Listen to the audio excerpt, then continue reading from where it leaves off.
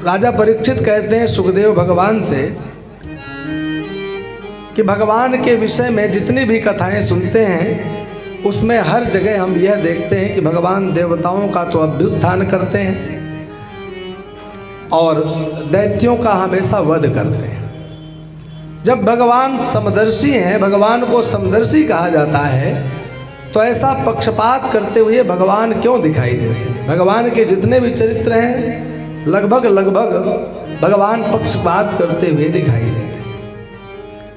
जहाँ भगवान देवताओं के लिए उनका राज्य हरण होने पर उन्हें अनेक प्रकार से ऐसे विधियों में ले करके जाते हैं कि आप यह करिए और दैत्यों पर विजय प्राप्त करिए। स्वयं भगवान भी अनेक ऐसे चरित्रों के द्वारा अपने देवताओं का उत्थान करते हुए और दैत्यों को हमेशा मारते हुए दिखाई देते हैं। ऐसा भगवान क्यों करते हैं? तब आज सुखदेव जी महाराज राजा परीक्षित को उत्तर देते हुए कहते हैं,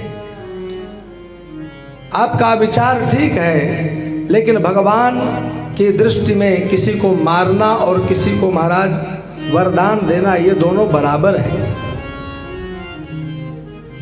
ऐसे बराबर कैसे हैं? तो उसको इस प्रकार समझिए कि देखिए, भगवान का जो धाम है, जो भक्त भगवान के पास में अनंत काल तक भजन करने के पश्चात पहुंचते हैं, वहीं पर महाराज भगवान के हाथों मर करके वह दैत्य भी पहुंचते हैं। भगवान के पास जो भगवान का भक्त भजन करता है, दिन रात तप करता है, भगवान को संतुष्ट करता है, भगवान वरदान देते हैं, अपने भक्ति का वरदान देते हैं, और उस भक्ति का अनुसरण करते हुए, भगवान का नाम जप करते हुए जब भक्त का उद्धार होता है तो भगवान उसे अपना अंगीकार करते हैं। उसी प्रकार दुष्टों के द्वारा, दैत्यों के द्वारा अहर्निश भगवान का जब चिंतन होता है और जब भगवान के हाथों वह मरते हैं तो वह भी उसी स्थान पर पहुंचते हैं जहां भक्त पहुंचता है। ये तो भगवान को भजन करने का अपना अपना रास्ता हो सकता है, लेकिन लक्ष्य तो एक है, भगवत सन्निधि। अब महाराज जी भगवान स्वयं कहते हैं ना कि ये यथा माम प्रपद्यन्ते तांस तथैव भजाम्यहम्। जो जिस प्रकार से मेरा भजन करता है, मेरा यजन करता है, मैं भी उसी प्रकार से उसको फल देता हूँ। भगवान उसको उसी प्रकार से मुक्त करते हैं। जहाँ पर देवताओं और दैत्यों के विषय में जो तुमने प्रश्न किया, तो मैं इस विषय में तुम्हारे इस प्रश्न का समाधान करने के लिए एक नारद जी और युधिष्ठिर का पुराना एक संवाद सुनाता हूँ, जहां पर तुम्हें मालूम पड़ेगा कि जहां हिरण्यकश्यपु जैसा दैत्य जो देवताओं को परेशान करता है, देवता गौ वेद को नष्ट करने वाला दैत्य, लेकिन उन्हीं के कुल में भगवान का भक्त पैदा हो जाता है, तो वहां भगवान पक्षपाती कैसे हैं? एक दैत्य है तो उनके घर में एक भक्त का भी देखो जन्म हो गया। भगवान कहते हैं कि मेरा भजन करो, किसी भी प्रकार से मेरा भजन करो। तस्मात् केनाप्युपायेन मनः कृष्णे निवेशयेत्। किसी भी प्रकार से मेरा भजन करो, मेरा नाम लो। तो एक बात आप समझिए कि भगवान का भजन करने के लिए यदि आप जाओगे तो आपके हृदय में वैराग्य जल्दी नहीं आएगा। भक्ति करने में, भगवान का नाम लेने में उतना जल्दी मन नहीं लगेगा।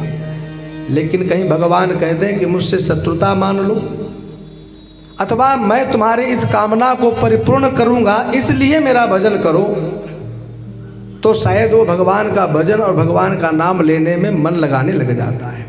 तस्मात् वैरानुबंधेन निर्वैरेण भयेन वा स्नेहात् कामेन वा युञ्ज्यात् कथंचिन्न क्षते पृथक्। कहते हैं वैर निर्वैर स्नेह कामना से किसी भी भाव से मन परमात्मा को स्वीकार करे, परमात्मा के स्वरूप में मन एकाकार हो जाए। जैसे काम क्रोध महाराज भय से भगवान में मन लगता है, वैसा महाराज भगवान में वैराग्य इत्यादि से, भक्ति इत्यादि से मन नहीं लगता है।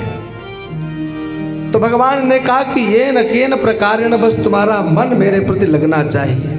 तो आप देखिए भगवान को याद करने वाले कितने भक्त आए, कुछ वैर भाव से, कुछ प्रेम भाव से।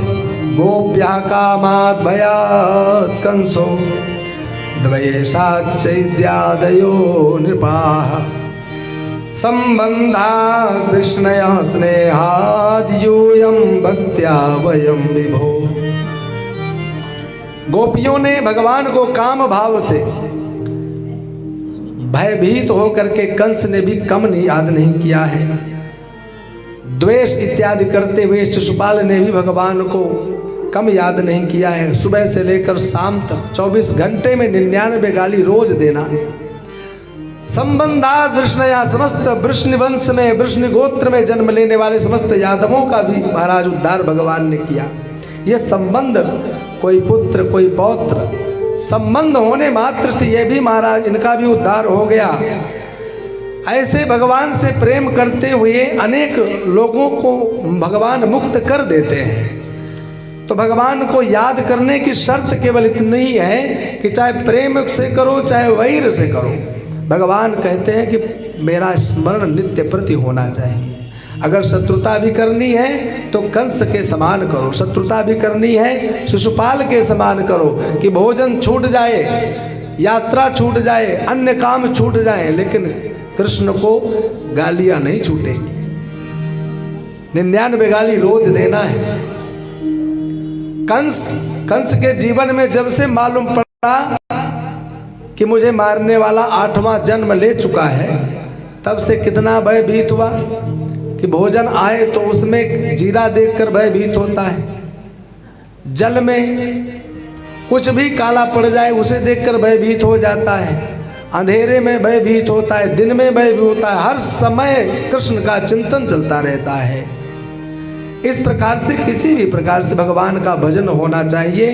तो भगवान के ये जो भक्त हैं, भगवान का भजन करके जिस कोटि में जाते हैं, जिस स्थान को जाते हैं, वहीं महाराज ये दैत्य भी शत्रुता करके भगवान के पास पहुँचते हैं।